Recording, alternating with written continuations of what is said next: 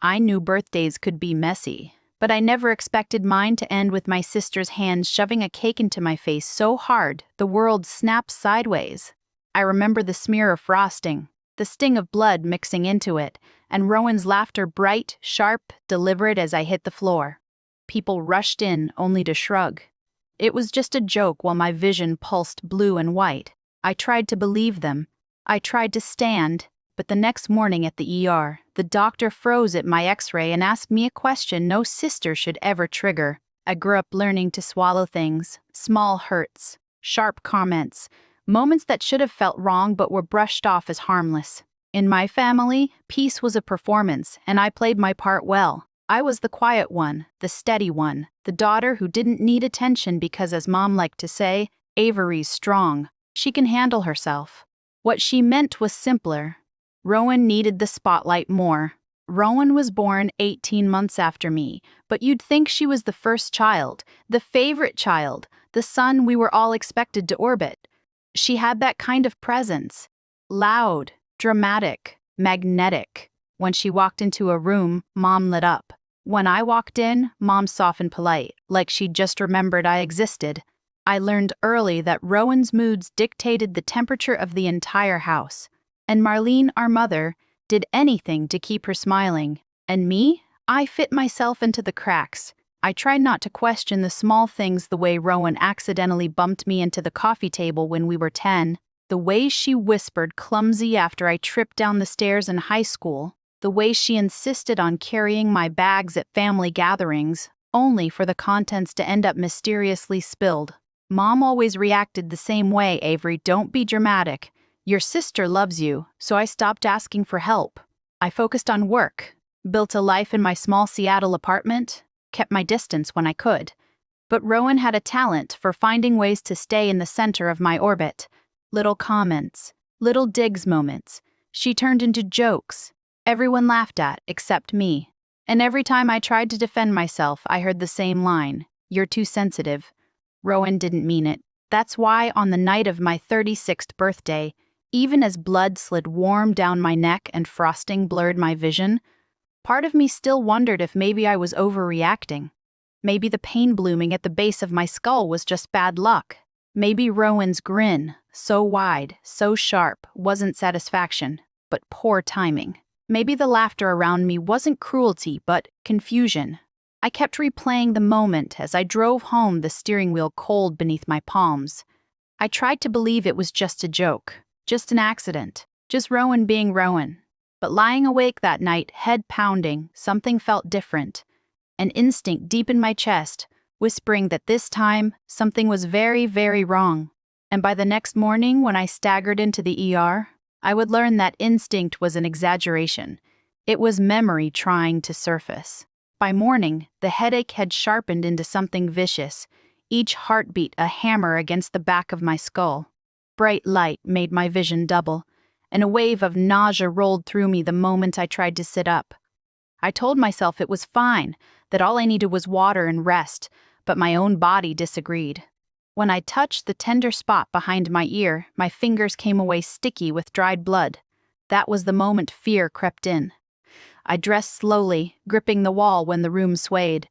Driving to the ER felt reckless, but calling someone felt worse. I could already hear Mom's voice. "You don't need a doctor. You bruise easily. Stop making a scene."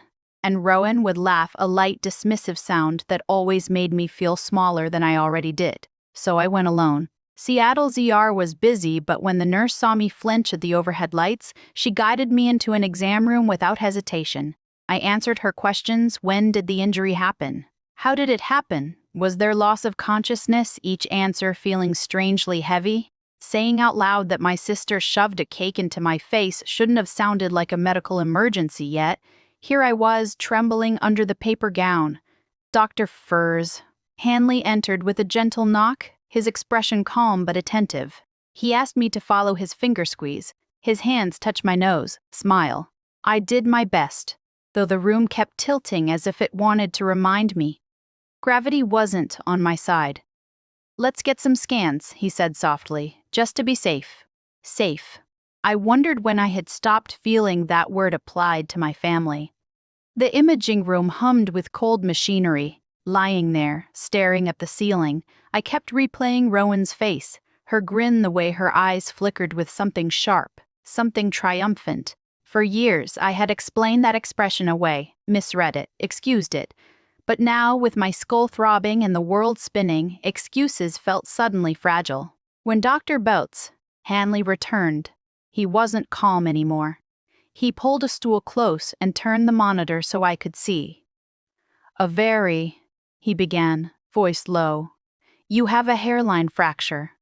It's not severe, but it's real. And it wasn't just from yesterday. My stomach dropped. What do you mean? He clicked to another image. This here, a rib on your left side, shows signs of an older fracture. Based on the healing, it happened roughly 3 years ago. 3 years ago, the staircase fall, Rowan behind me, her arms around me afterward whispering, "You're so dramatic. You just slipped." I felt the edges of the exam table dig into my palms as my breath thinned. Hanley watched me carefully, as though trying to decide how much truth I could handle. Then he exhaled, picked up the phone, mounted to the wall, and said the words that shifted my entire world. I need to report this. It's required. Required. As in serious. As in not a joke. As in not my imagination. When he hung up, his eyes met mine with quiet certainty. Avery, someone did this to you. For a long moment, I couldn't speak. The words "someone did this to you" echoed in my head, louder than the beeping in the hallway, louder than the pounding inside my skull. I had spent years absorbing blame, shrinking myself, convincing my mind that Rowan's presence during every injury was coincidence. Accidents happen. Sisters, roughhouse. I'm just clumsy. But Dr. Hanley's steady eyes left no room for the stories I told myself. A soft knock came before a woman stepped into the room, Detective Carver. She introduced herself with a measured calm, the kind that suggested she'd seen this pattern too many times. She pulled a chair close, sat at eye level, and opened a small notebook. "Avery," she said gently, "I'm here because your injuries raise concerns. I'd like to ask you a few questions." My throat tightened. "About Rowan." Her gaze didn't waver. "About your safety." It was strange the way those two concepts overlapped. She began with straightforward questions. Who was at the birthday dinner? Had there been alcohol? Where exactly was Rowan standing? Had there been previous injuries? Each answer landed heavier than the last, and when she asked if anyone had ever discouraged me from seeing a doctor after an accident, something inside me cracked open. "Yes," I whispered. "My sister. Every time." Detective Carver wrote quietly, then looked up. "Did you believe her reasons?" I didn't know how to answer. Did I? Or did I just want to believe them because the alternative was unbearable? I stared down at my trembling hands, remembering Rowan placing an ice pack on my ribs 3 years ago, insisting I didn't need medical bills, calling me overly dramatic. Remembering her scoffing when I tripped in the parking lot, joking loudly that I should be bubble-wrapped. Remembering her moving quickly to clean up any mess caused by my injuries, always positioning herself as the helpful one. "It's like she wanted to be the first person I turned to," I said quietly, "and the last person I doubted." Detective Carver nodded as though that made perfect tragic sense. Before she could ask the next question, the door flew open. My mother's voice cut through the room before I even registered her face. "Avery Lynn Dalton, what on earth are you telling these people?" She swept inside with Gerald in tow, her expression a storm of indignation and fear. Rowan wasn't with them yet. Somehow her presence clung to the room anyway. "A fracture," Mom demanded. "From a birthday joke, this is ridiculous. Tell them you're confused. You bruise easily. You've always been sensitive, dramatic, overreacting." Words that had shaped my entire childhood now pressed against the bruised edges of my adulthood. Detective Carver stood posture, calm but unyielding. "Mrs. Dalton, I need you to step back. Your daughter is speaking with me privately." Mom's jaw tightened as she glared at me, betrayal twisting her features. Not betrayal of what Rowan might have done, but betrayal of the fact that I dared speak. And in that moment, something inside me shifted again. Not a crack this time, but a settling. A decision. For the first time in my life, I didn't shrink, Mom. I said, voice steady. Despite the tremor beneath it, I'm not confused. Her eyes widened, furious and disbelieving. I turned fully toward Detective Carver. I want to continue. Detective Carver didn't waste time once I gave consent. She asked Mom and Jeremy to step outside, and despite Mom's protests, the detective's tone made it clear this wasn't optional. When the door finally closed, the room felt strangely lighter, as if removing my mother's presence untangled a knot I'd carried for decades. Carver sat again, Avery. I'm going to be honest with you. The pattern you've described, the injuries, the minimization, the pressure not to seek medical help, it's concerning. And combined with what Dr. Hanley found, we need to treat this seriously. I nodded, though the reality of what she implied hovered just out of reach, too large to take in all at once. We've requested the restaurant's security footage, she continued, and we'll be talking to every witness at your birthday. For now, I want you to focus on your safety. Do you feel safe going home? The question stunned me more than the diagnosis. Safe. The word felt foreign, like it belonged to other people's families. I'm not sure, I admitted. Carver softened. That's an honest answer. It's a start. Before she could explain next steps, the door cracked open again. This time it was Elise, my aunt. She hovered hesitantly in the doorway until Carver nodded permission for her to enter. Elise stepped inside, her eyes glossy with something that looked too heavy to carry alone. Avery, she whispered. I should have come sooner. Her voice trembled, and when she reached for my hand, hers was cold. I tried calling you last night, she said, but when I didn't reach you, I had a feeling something wasn't right. She looked at Carver. Detective, can I speak to you both? I have information. Carver motioned for her to sit. Go ahead. Elise swallowed hard. I've seen Rowan hurt Avery before. My entire body stilled. Elise continued, voice shaking. When Avery was little, there were moments, small at first, that I didn't know how to explain. I told myself it was sibling rivalry or accidents or kids not knowing their strength. But as they got older, Rowan changed. Or maybe I finally saw it clearly. She wrung her hands.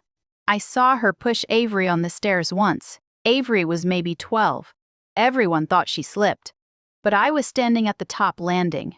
Rowan shoved her. Hard. My breath caught. I remember that fall, how Mom scolded me for ruining the holiday photos with a bruised cheek. How Rowan hovered next to me offering cookies and fake sympathy. Elise wasn't finished. And 3 years ago, after Eleanor's funeral, she took a trembling breath. I overheard something. Rowan found out about the Victorian house. She didn't say it to your face, Avery, but she was furious. I heard her telling someone on the phone that accidents happen and that if you were less competent, she'd be the one to manage everything. The room went very still. Even Detective Carver stopped writing. A cold shiver slid down my spine. Elise's voice cracked into a whisper. I should have told you sooner. I was scared of Marlene, scared she would cut me out entirely. But after what happened last night, I can't stay quiet anymore. Carver nodded slowly. Thank you, Elise. This helps us build a clearer timeline. She stood. Avery, I'll keep you updated. For now, Elise will take you home and stay away from your sister until we've completed our interviews. I agreed because the truth was simple. I didn't want to see Rowan, not until I understood who she really was. 2 days passed in a blur of phone calls, updates, and long silences inside my apartment.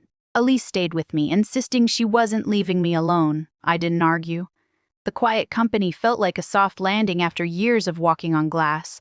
On the 3rd day, Detective Carver called. We viewed the footage. She said, Avery, it was deliberate. The words pulsed in my ear. She angled the cake. She looked over her shoulder first, and after you fell, there's a moment, barely a second, where she smiled before pretending to panic. A cold wave washed through me. I didn't respond, so Carver continued. We also obtained her phone. There are notes that detail past incidents, dates that match your injuries, and something labeled future. My chest tightened. Future projected opportunities, when you'd be alone, when you'd be most vulnerable. Avery. This wasn't spontaneous. She planned patterns. I felt Elise's hand on my back as I sank onto the couch. "We're moving forward with charges," Carver said. "I need you to be present at a family meeting Sunday evening. We'll arrest Rowan there." A tremor rippled through me. Why in front of everyone? Because this time Carver said the entire family needs to see the truth. Sunday came too quickly. Elise drove me to Mom's house, the same house that had held decades of quiet dismissals and rearranged memories. When I stepped inside, Rowan was already there, laughing, chatting, glowing with the ease of a person who believes they've won. She saw me and smirked. "Oh, look who's finally healed." Mom hummed disapprovingly. "Avery, don't start anything. Start anything. Start anything." As if I had ever been the one who did. Before I could answer, a knock echoed across the dining room. Detective Carver stepped inside with 2 officers. "Rowan Dalton," she said. Voice clear. "You're under arrest." The room erupted. Mom shouted, "This is absurd." Gerald backed away pale. Elise stayed rigid beside me, but Rowan, her transformation was instant. The pleasant facade drained, replaced by something sharp and feral. "You're kidding," Rowan said, laughing too loudly. "For what?" "A birthday joke." Carver didn't flinch. "For assault. And for evidence found in your possession indicating intent to cause future harm." Rowan's eyes flicked toward me, narrowing. "You think you're so perfect, Avery? You think you deserve that house? You think Eleanor loved you more? She only pitied you." Mom gasped. Rowan kept going, unraveling in real time. "I've cleaned up after her my whole life. She was always pathetic, always fragile, and everyone acted like I should feel guilty for being stronger." Carver cut in. "That's enough." But Rowan lunged forward, pointing at me with trembling rage. "You ruined everything the day you were born." And there it was, the truth she'd hidden beneath 20 years of smiles. The officer stepped in, cuffing her wrists as she thrashed. "Mom, tell them. Tell them Avery is exaggerating. Tell them." But Marlene wasn't moving. Her face had gone ghostly white, eyes wide with a dawning horror I'd never seen before. Maybe for the first time she finally understood the monster she had protected. Rowan's voice cracked into a scream as she was led out of the house. And I stood there, heart pounding, realizing the world had shifted again, this time in my favor. The aftermath unfolded quietly, almost gently, as if the world was trying to hand me a softness I'd never been allowed before. Within weeks, Rowan accepted a plea arrangement, supervised probation, mandatory therapy, and a long-term order preventing her from coming near me. It wasn't dramatic, but it was justice, steady, undeniable. Mom barely spoke during the hearings. When the evidence was read aloud, the footage, the notes, the old injuries, something in her seemed to collapse inward. One afternoon, she called to tell me she'd started therapy, not for Rowan, for herself. For the years she spent denying what she didn't want to see. I didn't know what to say, so I said the only honest thing. "I hope it helps." The Victorian house became my quiet refuge. Restoring it felt like restoring myself room by room, memory by memory. And when I opened the doors as the first meeting space for the Eleanor Center, a resource hub for people trying to untangle family-made wounds, I felt something I'd never felt growing up. Safe. Seen. Free. Some people say family loyalty means enduring anything. But I've learned that real loyalty, real love doesn't demand silence in the face of harm. It protects. It heals. And sometimes it requires walking away from the people who taught you to doubt your own pain. I'm still learning what a healthy life looks like. Still finding my footing inside the freedom I never expected to have. But if my story proves anything, it's that truth doesn't just break things apart. It clears space for something better. If you've ever carried a wound like mine, share your story below. And if you want more real stories like this, make sure you're subscribed. You're not alone.